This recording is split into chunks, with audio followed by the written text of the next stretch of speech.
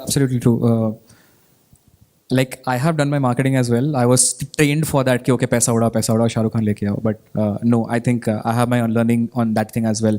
But I think the most simplest approach on this front is this, that performance marketing monthly, let's say 1 crore you keep on doing. Let's say brand marketing, you have 2 lakhs.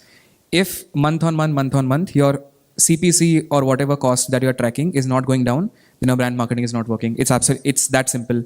So 6 month ka total brand marketing budget ka objective is just to get the performance marketing ka cost down on a long term. That's how you calculate brand marketing. Nothing else. At least that happens on apps that I keep on working with. Apps track in the same way. The objective is to get the cost per registration or cost per mid funnel down. Get your brand searches up. So month on month, either you do a Google SEO tracking and see if your brand searches are up or not. So if you do a Shah Rukh Khan ad, let's say whatever cost he might take, if your brand searches are upwards by let's say only 2%, you can't justify that cost. That makes no sense. Why am I doing Shah Rukh Khan? Or if you say that, okay, my relevancy of doing this is ki, okay, I cannot go to smaller towns because no one will trust me.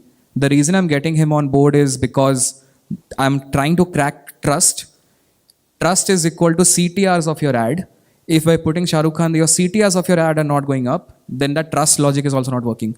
So the point is, every rationale that you put on brand marketing can be cracked by one or other metric, but it can be cracked. So it is not vague that okay, ki kar le, kuch bhi hoga.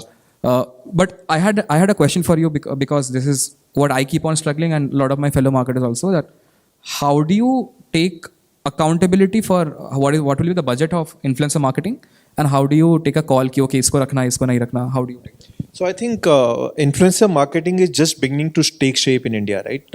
Last 2-3 years, or maybe more than that, right? We have been hearing about influencer marketing, but till even last year, the impact of any influencer marketing campaign would be very limited, and then people would just pass it off कि ये brand marketing हो रही है, brand budget hai, right?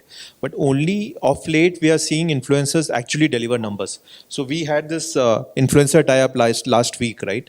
And I was just sharing with Sindhu, when we were sitting there. So just one YouTube video, we got 8 lakhs of sales. One person coming and talking about the product for 2 minutes and 8 lakhs of sales. So for us, it was a aha moment that, that we are actually seeing influencers who are delivering. Right? So I think again वहाँ पर बहुत simple है, right? In terms of कोई भी आके आपको यदि brand का ज्ञान देता है या फिर इसका ज्ञान देता है कि ये long term activity है, you have to create brand salience over a period of time. Just be a little careful. There are certain influencers who are relevant for that category. So, the influencer who delivers good numbers or who delivers good performance in apparel might not be the same who's delivering the good numbers in beauty and personal care or delivering in matrimonial, right? Usually, there are certain people that the general janta trusts for a certain category. And this is for mid-level influencers. This is obviously not for Shah Rukh Khan, right? This is for any guy. So you have to find who is the relevant guy or person or girl who is relevant for your category and then tie up with them.